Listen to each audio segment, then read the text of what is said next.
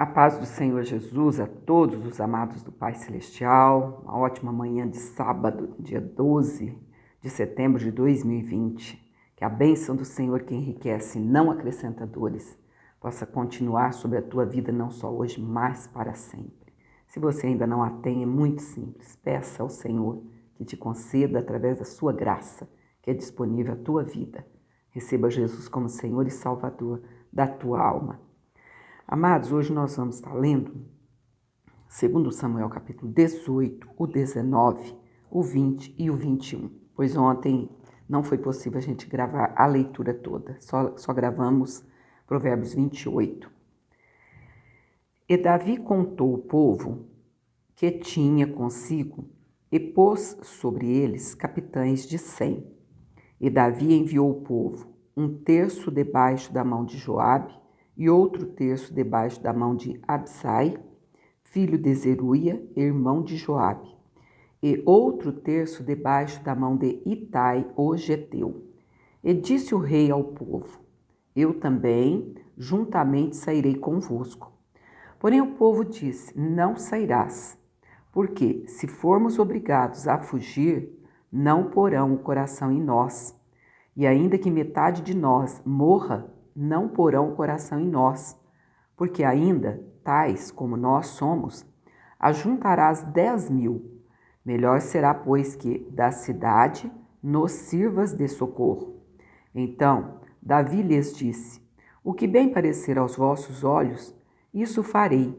E o rei se pôs da banda da porta, e todo o povo saiu em centenas e em milhares. E o rei deu ordem a Joabe e a Absai e a Itai, dizendo: Brandamente tratai por amor de mim ao jovem, a Absalão. E todo o povo ouviu quando o rei deu ordem a todos os capitães acerca de Absalão. Saiu, pois, o povo ao campo a encontrar-se com Israel e deu-se a batalha no bosque de Efraim. E ali foi ferido o povo de Israel diante dos servos de Davi. E, naquele mesmo dia, houve ali uma grande derrota de 20.000. Vocês já pararam para pensar que tristeza? Um povo lutando entre si, uma guerra civil, sendo que Jesus disse que a casa dividida ela não permanece. É muito triste. Tudo porque Davi não vigiou e caiu no pecado. Deus perdoou o pecado de Davi? Sim. Deus perdoou os nossos pecados? Sim. Mas a consequência do pecado é inevitável. Não é? É como a lei da gravidade, jogou algo para cima, ela cai. Então, amados, está em nós o vigiarmos, principalmente com a nossa língua, não é? Então vamos lá, versículo 8. Porque ali se estendeu a batalha sobre a face de toda aquela terra, e foram mais os do povo que consumiu o bosque do que os que a espada consumiu naquele dia. Absalão fica suspenso numa árvore e Joabe mata-o. E Absalão se encontrou com os servos de Davi. E Absalão ia montado num mulo. E, entrando o mulo debaixo da espessura dos ramos de um grande carvalho, pegou-se-lhe a cabeça no carvalho e ficou pendurado entre o céu e a terra. E o mulo, que estava debaixo dele, passou adiante. O que, vendo um homem, o fez saber a Joabe e disse: Eis que vi Absalão pendurado num carvalho. Então disse Joabe ao homem que lhe o fizera saber: Pois que o viste, por que o não feriste logo ali em terra? E forçoso seria eu dar-lhe 10 moedas de prata e um cinto. Disse, porém, aquele homem a Joabe: Ainda que eu pudesse pesar nas minhas mãos 1.000 moedas de prata, não estenderia a minha mão contra o filho do rei. Pois bem ouvimos que o rei te deu ordem a ti e a Absai e a Itai, dizendo: Guardai-vos cada um de tocar no jovem, em Absalão.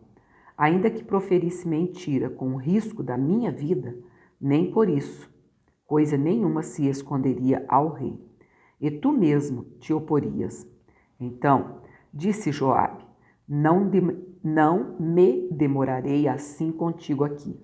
E tomou 3 dardos e traspassou com eles o coração de Absalão, estando ele ainda vivo no meio do carvalho. E o cercaram 10 jovens que levavam as armas de Joabe, e feriram a Absalão e o mataram. Então tocou Joabe a buzina, e voltou o povo de perseguir a Israel, porque Joabe deteve o povo. E tomaram Absalão e o lançaram no bosque, numa grande cova, e levantaram sobre ele um muito grande montão de pedras, e todo Israel fugiu, cada um para a sua tenda. Ora, Absalão, quando ainda vivia, tinha tomado e levantado para si uma coluna que está no vale do rei, porque dizia: Filho nenhum tenho para conservar a memória do meu nome. E chamou aquela coluna pelo seu próprio nome, pelo que até o dia de hoje se chama o Pilar de Absalão. Davi, sabendo da morte de Absalão, chora amargamente. Então disse Aimaas, filho de Zadok: Deixa-me correr e anunciarei ao rei que já o Senhor o vingou da mão de seus inimigos. Mas Joabe lhe disse: Tu não serás hoje o portador das novas, porém outro dia as levarás. Mas hoje não darás a nova, porque é morto o filho do rei.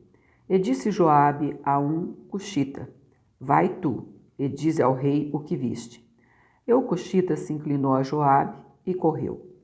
E prosseguiu Aimaas, filho de Zadok, e disse a Joabe: Seja o que for, deixa-me também correr após o cuxita. E disse Joabe: Para que correrias tu, meu filho? Pois não tens mensagem conveniente? Seja o que for, disse Aimaas, correrei.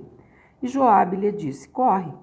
E Aimaas correu pelo caminho da planície e passou ao cuxita. E Davi estava assentado entre as 2 portas, e a sentinela subiu ao terraço da porta junto ao muro, e levantou os olhos, e olhou, e eis que um homem corria só. Gritou, pois, a sentinela, eu disse ao rei: Se vem só, há novas em sua boca. E vinha andando e chegando. Então viu a sentinela outro homem que corria, e a sentinela gritou ao porteiro e disse: Eis que lá vem um outro homem correndo só. Então disse o rei: Também este traz novas. Disse mais a sentinela: Vejo o correr do primeiro, que parece ser o correr de Aimaas, filho de Zadok. Então disse o rei: Este é homem de bem e virá com boas novas. Gritou, pois, Aimaas e disse ao rei: Paz. E inclinou-se ao rei com o rosto em terra e disse: Bendito seja o Senhor, que entregou os homens que levantaram a mão contra o rei, meu senhor. Então disse o rei: Vai bem com o jovem, com Absalão? E disse a Aimaas: Vi um grande alvoroço, quando Joabe mandou o servo do rei e a mim, teu servo. Porém não sei o que era. E disse o rei: Vira-te e põe-te aqui. E virou-se e parou. E eis que vinha o cuxita e disse: Anunciar-se-á ao rei, meu senhor, que hoje o Senhor te vingou da mão de todos os que se levantavam contra ti. Então disse o rei ao cuxita: Vai bem com o jovem, com Absalão? E disse o cuxita: Sejam como aquele jovem os inimigos do rei, meu senhor, e todos os que se levantaram contra ti para mal. Então o rei se perturbou e subiu à sala que estava por cima da porta e chorou, e andando dizia assim: Meu filho Absalão, meu filho Absalão, quem me dera que eu morrera por ti. Absalão, meu filho, meu filho. Então aqui nós terminamos, amados, essa triste história do capítulo 18. E daqui a pouco vamos estar postando então o capítulo 19, que vai trazer para nós um relato da pós-morte de Absalão, tá certo? É lógico que Davi ficou muito triste, não é? Mas, amados, no que depender de nós, vigiemos, porque o pecado, ele é como um veneno.